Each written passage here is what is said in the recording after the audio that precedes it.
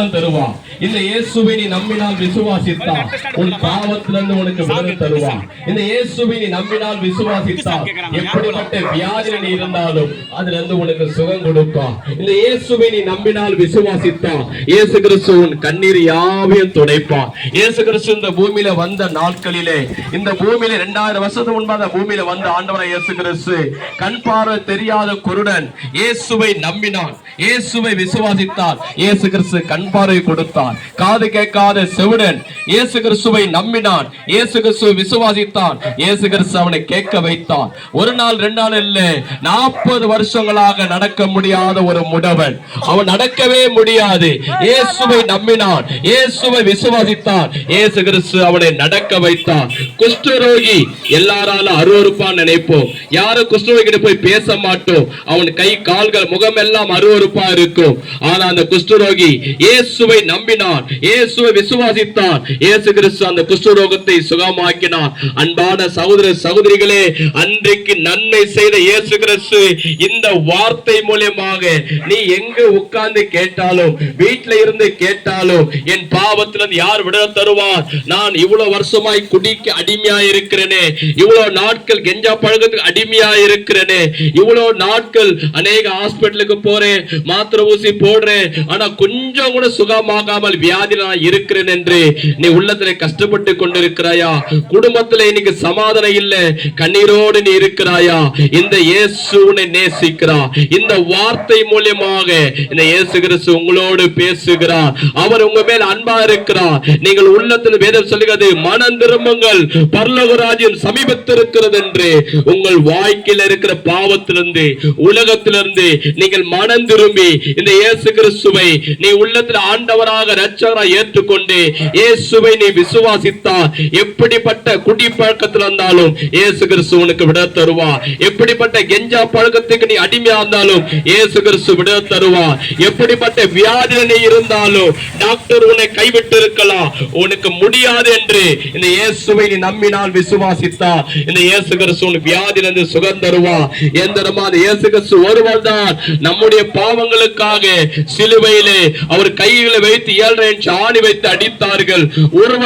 உருவ கட்டிலே 7 இன்ச் ஆணி வச்சு இயேசுவை கட்டிலே அவர் அடிச்சார்கள். ஏன் தருமா? நம்ம இந்த கையினாலே செய்த பாவங்கள்.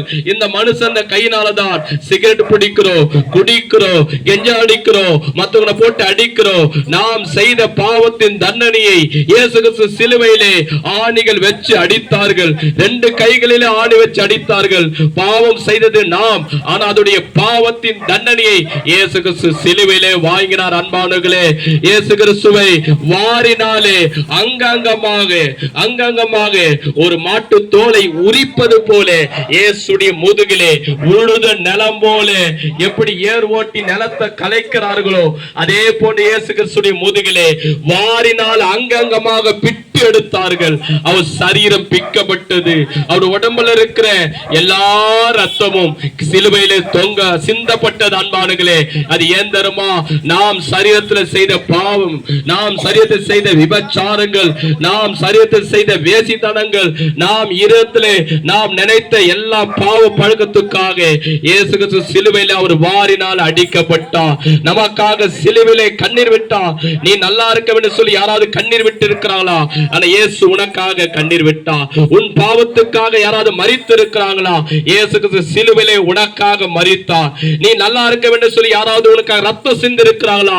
ஆனா இயேசு கிறிஸ்து சிலுவையிலே அவர் உடம்புல இருக்கிற எல்லா ரத்தத்தையும் உனக்காக சிந்தினார், உனக்காக மரித்தார். உன்னுடைய நம்ம தலைமையில் இருக்கிற சாபத்தை சிலுவையில் அவர் சுமந்து கொண்டு மரித்தார். நம் மேல இருக்கக்கூடிய அக்கிரமங்களை இயேசு கிறிஸ்து சிலுவையிலே சுமந்து மரித்தார். 3ஆம் நாள் உயிர்த்தெழுந்தார். இன்றைக்கு நற்செய்தி என்ன தெரியுமா? இன்னைக்கு நற்செய்தி என்ன தெரியுமா? இன்றைக்கு நீ பாவத்திலிருந்து மனம் திரும்பி இயேசுவே ஆண்டவர், இயேசுவே இரட்சகர் என்று உள்ளத்தில் விசுவாசித்து வாயை தந்து அறிக்கை செய்தார். இயேசு கிறிஸ்து உன் பாவத்தெல்லாம் மன்னிப்பார், உன் அக்கிரமங்களெல்லாம் மன்னிப்பார், உன் சாபங்களெல்லாம் மன்னிப்பார், உன் வியாதியை சுகமாக்குவார், உன் கண்ணீரை இயேசு கிறிஸ்து துடைப்பார். ஏனென்றால் இயேசு வேதம் சொல்லுகிறது, வானத்தின் கீழங்க மனுஷனுக்குள்ளாக இயேசுவின் நாமம் அல்லாமல் அல்லாமல் வேற எந்த நாமமும் கொடுக்கப்படவில்லை. நாம் ரட்சிக்கப்படும்படி, நாம் நித்திய ஜீவன் அடையும்படி, அந்த சொர்க்கத்துக்கு வைகுண்டா தேசிக்கு நாம் போக வேண்டும் என்றால் இயேசுவை ஆண்டவராக இரட்சகராக ஏற்றுக்கொண்டால் தான் நமக்கு பாவ மன்னிப்பு கிடைக்கும், சமாதானம் கிடைக்கும். இயேசு கிறிஸ்து வருகையிலே நமக்கு நித்திய ஜீவன் கிடைக்கும். அன்பான சகோதர சகோதரிகளே, நீ நம்பினாலும் நம்பாவிட்டாலும் இயேசு கிறிஸ்து சீக்கிரமாக இந்த பூமிக்கு வரப்போகிறார். சீக்கிரமாக இயேசு கிறிஸ்து இந்த பூமிக்கு வரப்போகிறார். யாரெல்லாம் தன் பாவத்திலிருந்து மனம் திரும்பி இயேசுவை ஏற்றுக்கொண்டு ஆலயத்துக்கு இங்க இருக்கிற சாரோன் அசெம்பிளி சர்ச்சுக்கு போய் இயேசுவை ஏற்றுக்கொண்டு அவருக்காக வாழ்கிறார்களோ, இயேசு கிறிஸ்து வருகையிலே அவளுக்கு நித்திய ஜீவனை தருவார், அந்த மோட்சத்தை தருவார், அந்த வைகுண்டா தேசி இடமுட்ட கடவுள் வாழ்கிற இடத்தை உனக்கு தருவார். இந்த இயேசுவை நீ மறுதளித்தார், இந்த இயேசு எனக்கு வேண்டாம் என்று நீ சொல்லி வாழ்ந்தார், எனக்கு இயேசு தேவையில்லை, என் குலம் தெய்வங்கள் இருக்கிறது, என் கடவுள் எனக்கு இருக்கிறார், இயேசு எனக்கு தேவையில்லை என்று சொல்லி நீ பாவத்தில் வாழ்ந்தார், இயேசுவை தவிர நீ பாவத்தில் வாழ்ந்தார். வேதம் சொல்லுகிறது, ஒரு நாள் மரணம் நிச்சயம்.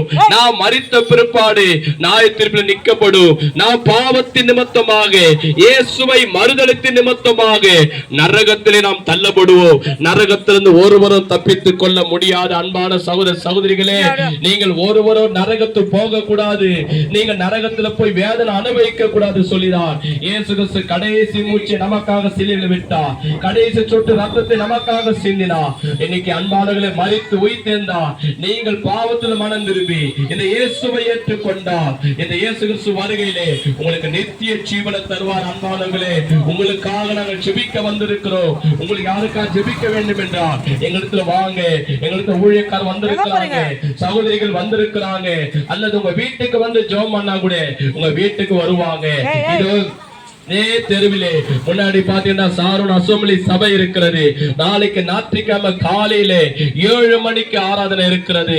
நீங்க வந்து கலந்து கொள்ளலாம். உங்க குடும்பத்துல பிரச்சனை இருக்கிறது, போராட்டம் இருக்கிறது, வியாதி இருக்கிறது, கடந்தொல்லை இருக்கிறது, பிள்ளை சுனி இருக்கிறது, எங்களுக்கு ஒரு விடுதலை இல்லை என்று சொல்லுவீர்கள், திருமணமாகாமல் இருக்கிறோம், இன்னும் குழந்தை பிறக்காமல் இருக்கிறோம், அது பிள்ளை சூனியத்தினால் எங்களுக்கு குடும்பம் கஷ்டப்படுகிறது என்று சொல்லுவீர்கள்.